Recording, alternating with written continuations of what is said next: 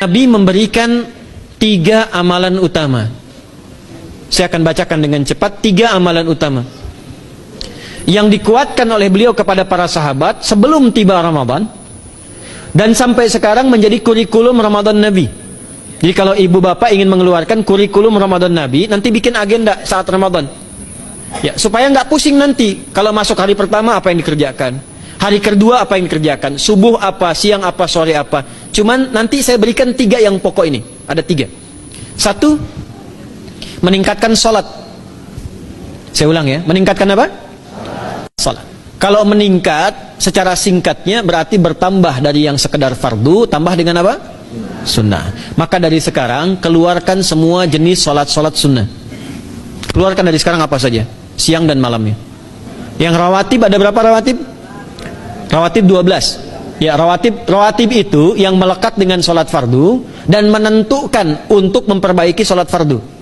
Menambah. Jadi kalau kurang khusyuk ditambah dengan sunnahnya disebut rawatib. Bisa sebelum, bisa setelah sholat fardu. Ada 12 dari hadis Nabi sallallahu alaihi wasallam. Man shalla isnatai asyrata raka'atan, siapa yang sholat 12 rakaat fi yaumin wa lailatin, yang mengiringi sholat fardu siang dan malam. Ya, bunyalahu bihinna baitun fil jannah, maka akan dibangunkan baginya satu rumah di surga kalau konsisten menunaikan 12 itu sampai meninggal dunia. Sahabat yang mendengar itu mengatakan kompak semuanya, sejak mendengar hadis itu kami usahakan istiqomah sampai meninggal tidak meninggalkannya. 12 itu 2 sebelum subuh, cepat. 4 sebelum zuhur, 2 setelah zuhur, 2 setelah maghrib, 2 setelah isya. 2 rakaat sebelum subuh, 4 rakaat sebelum zuhur. Kalau nggak bisa 4 rakaat karena terbatas waktunya, boleh 2 rakaat khusus untuk sebelum zuhur. Kalau nggak bisa 4, boleh berapa? 2. Dalilnya hadis Ibnu Umar radhiyallahu taala anhuma. Kata beliau, hafidtu asyra rakaatin, saya hafal 10 rakaat dari Nabi sallallahu alaihi wasallam salat sunnah. Maka menyebutkan sebelum zuhur 2 rakaat. Baik, jadi 12 ya. 2 sebelum subuh, 4 sebelum zuhur, 2 setelah zuhur, 2 setelah maghrib, 2 setelah isya. Ini yang disebut dengan rawatib. Jamak dari kata ratib. Di luar ini mutlak. Mutlak ini ada yang berdampingan dengan salat fardu, ada yang terpisah. Contoh yang berdampingan, 4 rakaat sebelum asar. 4 rakaat ini bukan disebut rawatib, tapi salat mutlak. Cuma waktunya berdampingan dengan salat fardu. Jadi dia nggak memengaruhi salat fardu, cuma punya keutamaan sendiri. Apa keutamaannya? Hadis Ibnu Umar radhiyallahu taala anhuma, ketika beliau menyampaikan qala Nabi sallallahu alaihi wasallam, rahimallahu ra'an shalla qabla al-asri arba'an. Allah akan menambahkan rahmat pada orang yang terbiasa salat 4 rakaat sunnah sebelum salat asar. Jelas ya? Baik. Kemudian apalagi setelah itu? Salat di antara 2 adzan dan 2 adzan ini, adzan dan iqamah. Ya, di antara adzan dan iqamah. Tahiyatul masjid. Apalagi misalnya salat duha. Duha dibagi 3. Awal duha itu kurang lebih 1,5 jam setelah salat subuh. Subuh sekarang misal 4:30, maka jam 6 muncul awal duha. Namanya syuruk. Saya ulang, salat apa namanya? Syuruk itu salat awal duha. Jumlah rakaatnya 2 rakaat. Man sallal ghadata fil jama'ati thumma yaqudu yadhkurullah subhanahu wa ta'ala fa yusalli rak'ataini fakana alaihi ka ajri umratin wa hajjin, ya ka ajri ummatin wa hajjin tamatan. Siapa yang salat subuh 2 rakaat dengan berjamaah, ya, dan umumnya kalau berjamaah bisa ke masjid di masjid. Kalau tak mampu ke masjid, tunaikan di rumahnya. Setelah itu tidak beranjak dulu, dia duduk untuk berzikir kepada Allah. Zikir itu bisa baca Quran. Quran surah 15 ayat 9 itu Quran disebut dengan zikir. Quran surah 54 ayat 17, 22, 32, 40 itu Quran disebut dengan zikir. Bisa baca Quran, bisa berdoa. Doa disebut dengan zikir. Quran surah ke-7 ayat 205. Ya. Bisa dengan apa lagi? Bertafakur, ya, mengaji, ta'lim, itu disebut dengan zikir. Ali Imran ayat 190 191. Alladzina yadhkuruna Allaha qiyaman wa qu'udan wa 'ala junubihim wa yatafakkaruna fi khalqis samawati wal ard. Ya, disebut dengan zikir. Bisa bertasbih.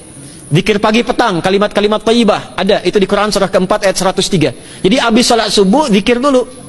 Doa dulu, zikir dulu, belajar dulu, tafsir dulu. Setelah itu muncul syuruk. Perjalanannya disebut isyraq, melewati masyrik, 1 tombak bayangan, dia salat 2 rakaat, itu pahala salatnya senilai haji dan umrah. Sempurna. Bukan sudah haji, bukan. Mau kemana? Ibu mau haji dulu? Tidak. Ya, hajinya nanti bulan Dzulhijjah. Tapi senilai haji dan umrah itu 2 rakaat. Awal duha disebut apa? Syuruk. Pertengahan duha sekitar jam 9 jam 10. Jumlahnya 2 sampai 4 rakaat. Ya, 2 sampai 4 rakaat. Apa fungsinya? Satu, mengganti seluruh zikir yang ada dalam tubuh kita.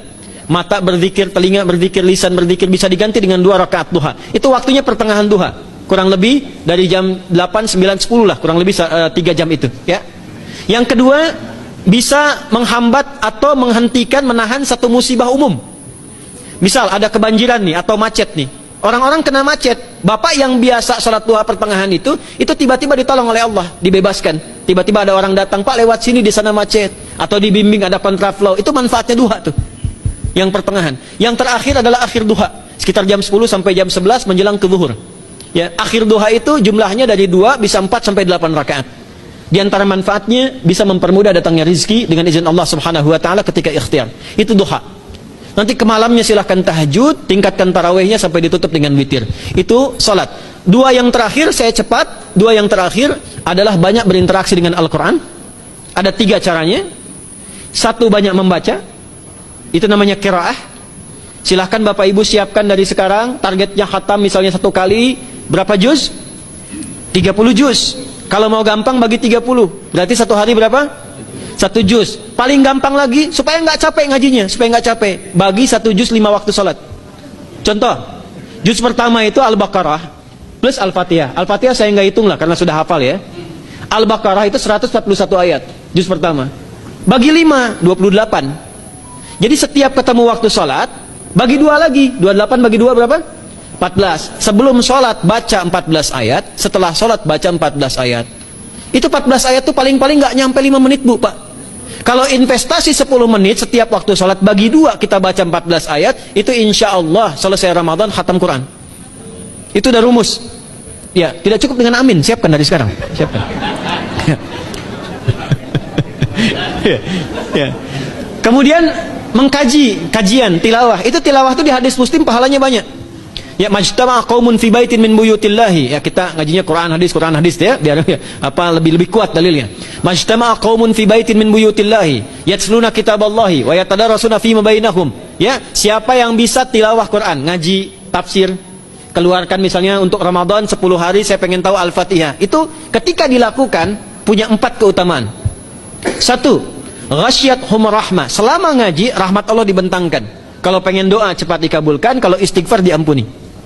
Yang kedua, awas ini nazalat alaihimus sakinah, diberikan ketenangan dalam jiwa. Bapak Ibu pengen di rumah tangga nyari sakinah, isi dengan Quran di rumah. Amalan terakhir infak. Ya, hadisnya dari Ibnu Abbas, an Ibnu Abbas radhiyallahu taala anhuma, qala, ya, beliau mengatakan kana Nabi sallallahu alaihi wasallam ajwadan nas wa ajwadu ma yakunu fi Ramadan. Adalah Nabi sallallahu alaihi wasallam itu orang yang sangat luar biasa dermawan dan lembut. Dan bertambah dermawan lagi ketika tiba Ramadan. Apa yang dilakukan Nabi? Mensupport sahabat, siapapun yang punya anggaran untuk infak, disiapkan sebelum Ramadan. Jangan berpikir banyak Bu. Yang penting ada anggaran. 30.000 nggak ada masalah. Setiap hari 1.000, tidak harus uang. Makanan. Pernah dengar hadis ini nggak? Siapa yang memfasilitasi bukaan orang puasa, walaupun dengan sebiji kurma dan sehirup air, maka dia mendapatkan pahala seperti orang puasa itu tanpa dikurangi sedikit pun. Ada? Hadisnya sahih di At-Tirmidzi. Tapi bukan berarti nyari kurma ke Tanah Abang setiap hari 1. Terus minumnya 1 sedotan aja ganti-ganti. Tidak. Ya, maksudnya apa? Yang paling minimal kita bisa keluarkan. Itu pahalanya 700 kali lipat dikali 10. Paling standar. 700 kali itu standar biasa di hari ini. Dalilnya Al-Baqarah ayat 261 yang dibacakan Adinda tadi kita itu. Ramadan kali 10 lagi. Maka dari itu disiapkan dari sekarang untuk infak,